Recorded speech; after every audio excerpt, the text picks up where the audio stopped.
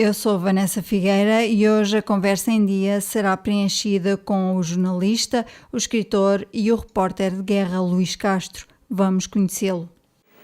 Boa tarde, Luís. Obrigada por me receberes. Queria-te começar por perguntar quem é o Luís Castro. Obrigado eu, Vanessa, a todos os ouvintes da Rádio Cartaz. Eu sou um nortenho que trabalha em Lisboa há quase 20 anos. Sou jornalista da RTP, já fui jornalista da RDP, da Rádio Lages, da Rádio Renascença, da Voz da América, da Voz da Alemanha, da Rádio Caracol. Já passei por várias rádios, até me fixar na RTP em Lisboa. Comecei no Porto e agora estou em Lisboa. Sou, digamos assim, um repórter que vai à guerra. Tenho 46 anos e sou um rapaz atento àquilo que me rodeia. Há diferença entre o jornalista e o homem? Não, porque se assim fosse eu estava a construir uma personagem diferente. Eu sou o que sou, nas minhas reportagens deixo transparecer muito daquilo que eu sou. O jornalismo, como nós sabemos, não é objetivo, só é objetivo enquanto princípio de honestidade.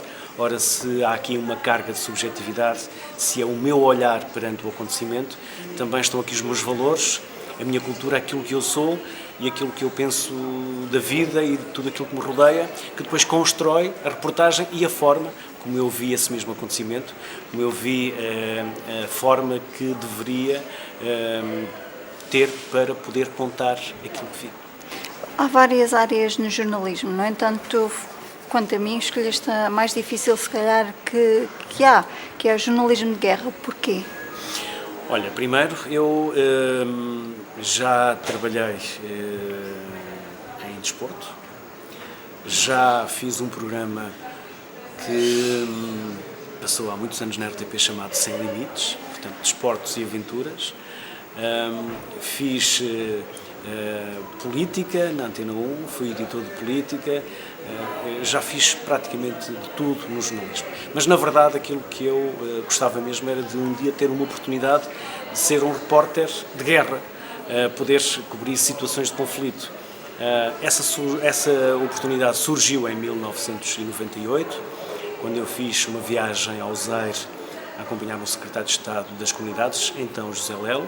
Nessa altura o regime de Mobutu Sese Seko estava a desmoronar-se, havia uma rebelião a leste. Eu fui a primeira vez, voltei para Portugal, a Direção da Informação decidiu reenviar-me novamente até esperar que o regime caísse. Era a minha primeira oportunidade, eu não a queria largar e os rebeldes nunca mais chegavam à cidade. E eu estava sempre na iminência de, a qualquer momento, Lisboa mandar-me regressar à sede e eu perder o grande momento que seria a queda de um regime, como era o regime ditatorial do Zaire. Nessa altura, felizmente, o regime acabou por ruir, enquanto eu ainda lá estava e consegui concluir esse objetivo que tinha levado. Depois, mais tarde, como as coisas correram bem, decidiram apostar em mim para outras situações, que depois foram acontecendo naturalmente e já vão em 24. Tiveste medo? Mente quem disser que não tem medo. Porquê? Porque os heróis estão mortos. E é o medo que nos repõe depois os outros sentidos. Na verdade, a partir do momento em que pões os pés num teatro de guerra, o medo nunca te vai largar. Tens é que o controlar, porque se te deixares tomar pelo medo, acabas por não sair do quarto do hotel ou da casa onde tu te abrigaste. Na verdade, o que tu tens é ser destemida, mas não inconsciente. Porque, na verdade, Vanessa, de nada te serve uma boa reportagem se não a conseguires pôr no ar. E tu, para poderes ir e contar, tens que voltar. Por isso, acima de tudo, nós temos que sobreviver no meio do caos, no meio da anarquia, onde se mata, onde se morre, mas nós temos que sobreviver, temos que voltar para contar. Por isso, no meio de tudo isto, tens 3 tipos de jornalistas. Tens o da imprensa escrita, que quase pode noticiar a guerra da janela do seu quarto. Tens o repórter da rádio, que tem que ir ao terreno, recolher sons e, através da sua voz e dos sons que capta, contar a história. E depois tens o de televisão. E o de televisão, o repórter de imagem principalmente, se não estiver onde as coisas acontecem, se ele não tiver a imagem, nós não conseguimos contar a história. Por isso é que o repórter de imagem, o jornalista de televisão, tem que estar onde se mata, onde se morre, onde se sobrevive, onde cheira a pólvora. Daí o nome do meu blog, que é o Cheiro a Pólvora, é lá que tem que estar o repórter de televisão. Porque se ele não tiver a imagem, dificilmente vai conseguir contar a história. Acabaste por escrever um livro a contar exatamente todas as experiências que passaste em algumas dessas guerras por onde andaste. Foi uma necessidade ou foi uma ideia, uma sugestão de alguém escreveres esse livro? Eu pus no livro aquilo que eu sou, para o bem e para o mal. O livro dá para rir e dá para chorar. Tem aquilo que é normalmente o que nós não contamos. Tem as histórias daquilo que foram as nossas dificuldades. E eu decidi pôr isso exatamente no papel. É aquilo que nós pomos no ar em 2 ou 3 minutos, não é tudo aquilo que nós passamos, tudo aquilo que nós vimos, tudo aquilo que nós sentimos. Ali está aquilo que eu não consegui também passar nas reportagens. Estão os bastidores, estão a forma como nós conseguimos alcançar um determinado trabalho ou como nós não conseguimos fazer determinada reportagem que pretendíamos. Está ali, na verdade, aquilo que é o dia-a-dia, o que é o bastidor, o que é a logística, o que é a vida de um repórter num cenário de guerra. Como te dizia, dá para rir, dá para chorar, porque tem de tudo. Na verdade, o que lá está foi um verter da minha alma, aquilo que tinha ficado e eu nunca tinha conseguido contar, mas muito do homem, mas que na verdade é o jornalista. Está nesse livro, de uma forma nua e crua, tudo o que aconteceu. No início alguém me disse, acho que devias romancear o livro, e eu expliquei, não. O que está aqui aconteceu mesmo, não quero palavras bonitas para embelezar o texto. É tal como as coisas aconteceram. Daí que esse livro me tenha demorado 6 anos a escrever. Visionei mais de 1000 horas de imagens em bruto, porque os próprios diálogos que lá estão aconteceram mesmo, foram transcritos das reportagens que eu tenho ou das imagens que tenho em bruto. O que lá está aconteceu mesmo. E eu não quis palavras bonitas para embelezar o texto, para tornar o livro mais literário. Não, o que está lá é exatamente a forma como eu vi as coisas e as senti. Ao longo do livro, os teus relatos são os de uma pessoa às vezes incrédula. Com o que vê, é difícil ver tudo o que vês. No início é como tudo na vida, é até nos habituarmos. Há momentos em que nós sentimos que alguns dos nossos valores são abalados, porque nós queremos intervir na ação. Eu já intervim várias vezes na ação, já modifiquei alguns comportamentos. Porquê? Porque eu senti que tinha capacidade para o fazer. Houve outros onde eu achei que não o devia fazer. Um linchamento em que apedrejaram uma pessoa até à morte nos aires.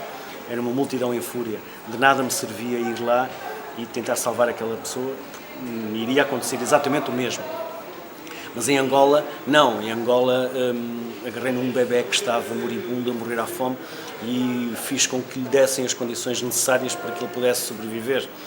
Já tirei portugueses de Angola que estavam perdidos no mato, na guerra, e fiz com que eles conseguissem obter vistos para voltar à sua pátria e trazer os filhos que tinham de lá. Eu nunca me desligo desses mesmos acontecimentos na parte emocional. Mas depois, quando é para reportar, temos que ir à parte racional. Temos que ir buscar a parte do bom senso, que é aquilo que repõe tudo no seu devido lugar. Por isso, a parte incrédula que tu falavas, o sentir o cheiro dos mortos, é banal para mim, é normal ver alguém morrer ou alguém esvair-se em sangue à minha frente, ver um corpo estraçalhado ou decapitado, isso é qualquer coisa que já não me choca. Esse foi um dos sentimentos que eu banalizei. Outro sentimento que eu apurei é o sofrimento das crianças. Tornei-me mais sensível para o sofrimento das crianças, que são normalmente os seres mais indefesos numa guerra. Em todas as histórias das várias guerras que tu contas no livro, tu tens sempre relatos que vão, de uma forma ou de outra, incidir em crianças. É uma realidade que te incomoda pelas crianças e a guerra? Tenho 2 filhos e quando nós temos filhos também apuramos mais estes sentimentos. As crianças que eu vi em Angola mexeram muito comigo. No Cuito, no Huambo, no Cachito, em Malange, em Bazacongo, vi crianças completamente sozinhas. As imagens que nós víamos em África, das crianças subnutridas, eram brutais. 300.000 pessoas a morrerem à fome, por exemplo, no Cuito, em que diziam é preferível que venha a UNITA e que nos mate já do que estarmos aqui a morrer aos poucos. Ora, se esses adultos também não tinham forma de sobreviver, como é que as crianças o iriam conseguir? E estes sentimentos dos seres indefesos que são as crianças são normalmente aqueles que mais me tocam, no meu caso, que fez com que eu, por exemplo, quando voltasse numa das minhas vindas, criei uma ONG, que agora está um bocadinho parada porque tem faltado algum tempo, mas que se chama Missão Infinita e que tem principalmente como objetivo fazer intervenções de cariz social e solidário para com crianças em Portugal ou no estrangeiro.